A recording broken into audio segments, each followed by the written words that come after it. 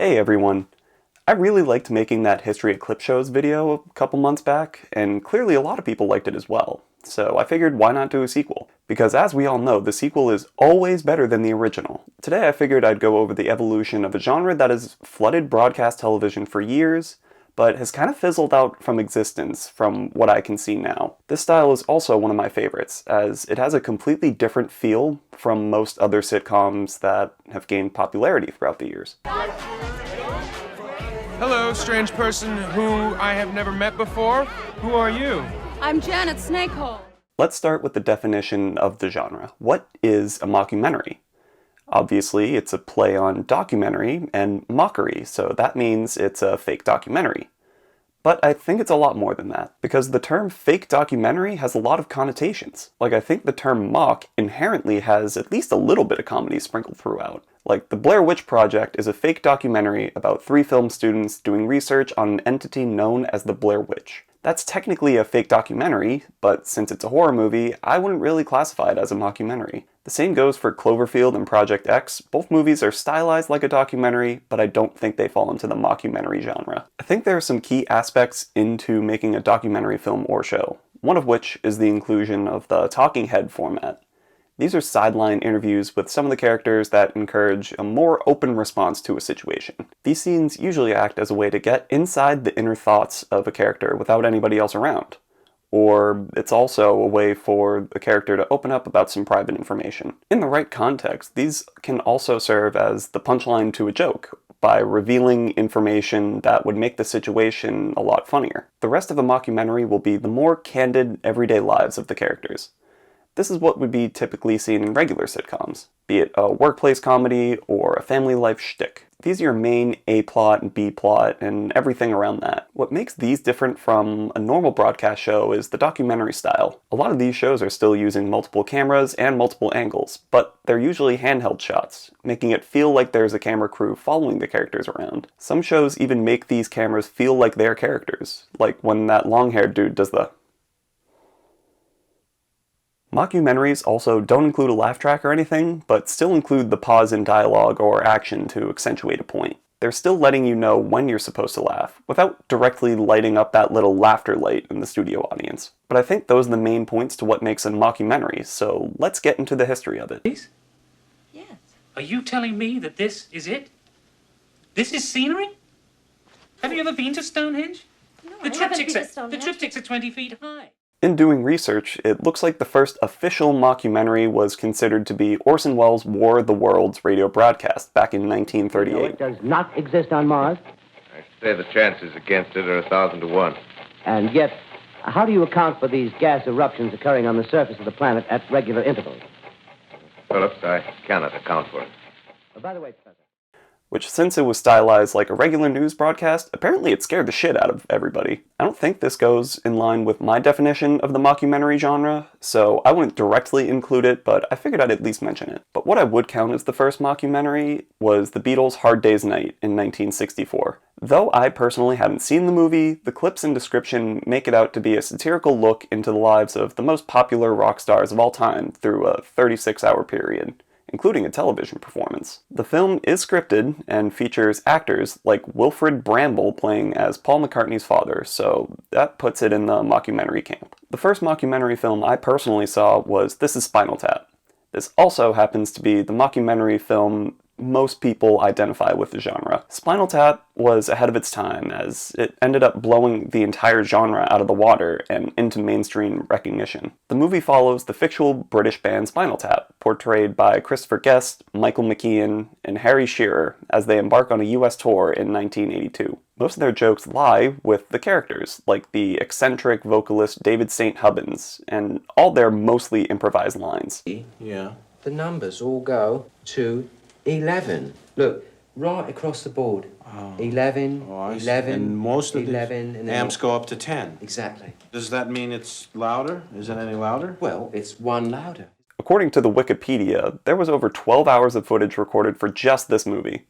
This Is Spinal Tap saw moderate success, but it also grew to be a cult classic. From my memory, after Spinal Tap, the mockumentary genre kind of went on hiatus throughout the rest of the 80s and 90s, at least from what I can tell.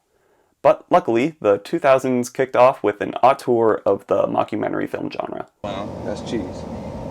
This one over here, what is it? Cheese. And this? That's cheese.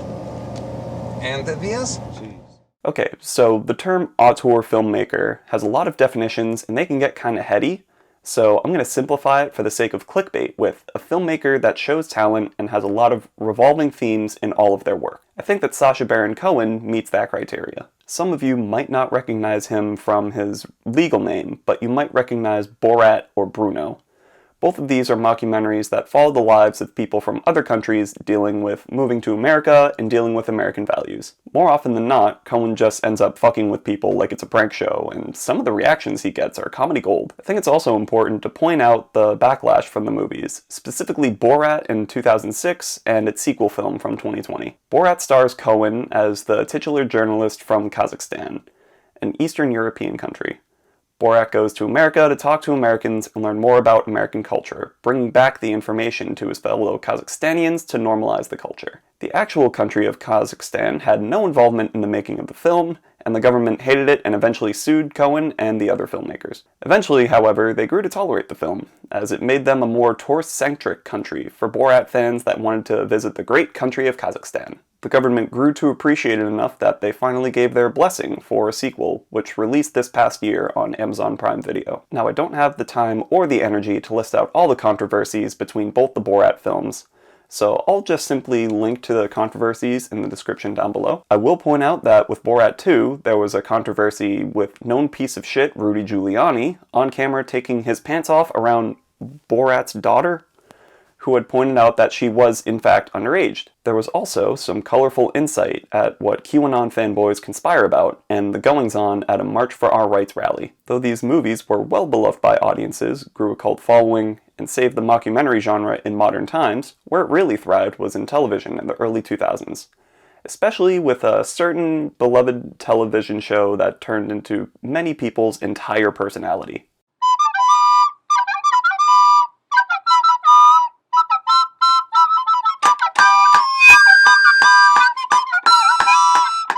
There's no way we could talk about mockumentaries without talking about The Office, which was first released in 2005. I'm not going to talk down to you and explain the plot of The Office because I think everyone knows what The Office is at this point. I personally don't love the show, but I know many people that do, and I don't know what it is that I don't like about it. Maybe it's that the characters can be kind of frustrating, or maybe it's the level of cringe comedy that the show implements and just makes me uncomfortable to watch. Or maybe I'm just fed up with people who live and breathe The Office. Like, we all know at least one guy with that stupid Dunder Mifflin sign or the t-shirt or something like that. Or someone who has binged The Office at least 8 times all the way through. It's not that I think The Office is a bad show. I appreciate everything that The Office has done for the entire cast and crew, like John Krasinski, Ed Helms, Steve Carell, Mindy Kaling, and the list goes on. But at the same time, please, I beg of you, watch literally one more show. Any show, I don't care. But you can broaden your horizon to not watch the same show day after day after day.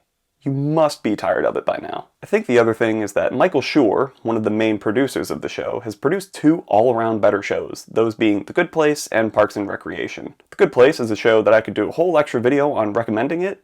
I think it's one of the best shows to be produced in the late 2010s, and if you aren't watching that, do that right now. It's not a mockumentary show and follows a more basic single-cam sitcom style, but it's still so funny and has some real spoiler-heavy implications that make you think about what happens after death and things like that. Parks and Rec, on the other hand, is another mockumentary show. Produced by Michael Schur, the show follows another group of co-workers working for the Parks Department of the small town of Pawnee, Indiana. It has the same vibes as The Office. The overbearing boss, the annoying co-workers, the straight man dealing with the insanity of The Office, dealing with other rotating characters, and other things along those lines. What I think pushes Parks and Rec further ahead for me deals with the idea of cringe comedy. I'm okay with some moderately uncomfortable situations, but I think that after a certain point, the kind of comedy gets tough to watch.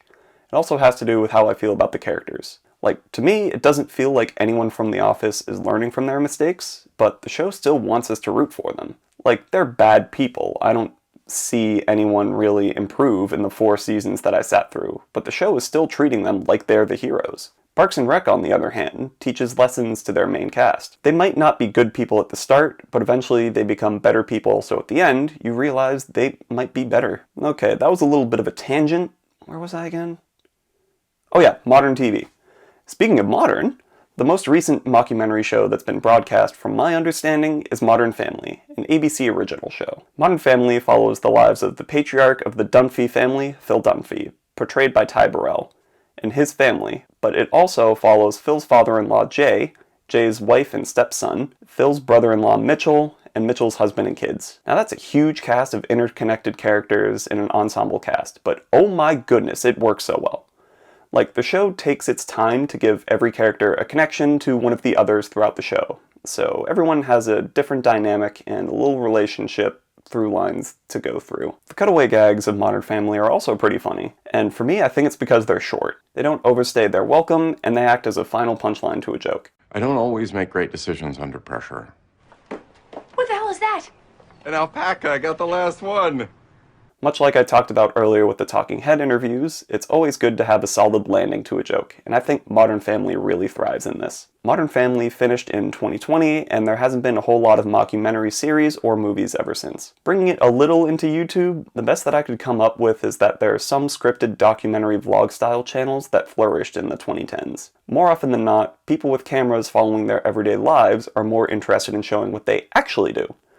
And vlog channels have been around for a while. One of these more scripted vlog series is Sugar Pine 7, a channel I did a Why Aren't You video on a few months ago, which I will link in the iCard. I think it's up here. The other that I'm pretty sure is partially scripted was David Dobrik's old stuff, but with how he's been in the news recently, I can't in good conscience recommend supporting that monster in anything he does. And with that, we've made it all the way to present day. I don't think there are any mockumentaries that are going on right now, especially with COVID still ravaging the world, but I can't wait for the genre to come back in full swing. It's such an interesting Oh my god, I completely forgot. Mockumentaries in the 2010s? Holy shit, Lonely Island has only been doing mockumentaries.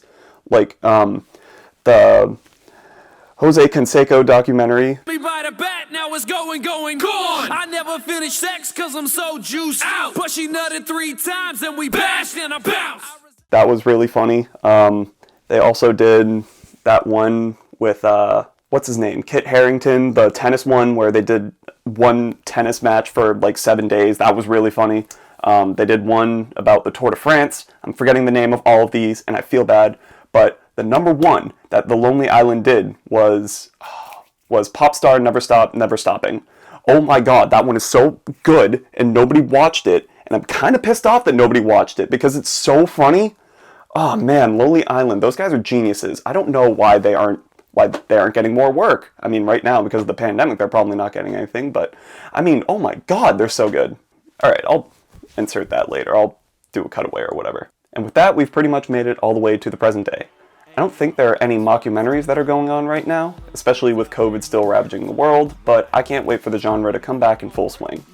It's such an interesting change of pace because of how weird it can get. Sometimes you start to form a different type of relationship with these characters. Like, forming connections with TV characters is one thing because you know it's scripted.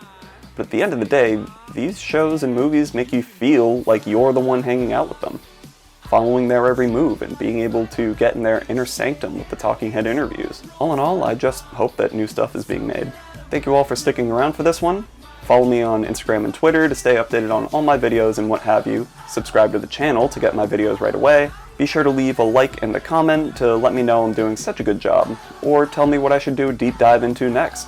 I'll also have a link to my Why Aren't You playlist in the description if you're interested in finding something new to watch or a new game to play. Other than that, thank you for watching, and I'll catch you on the next one.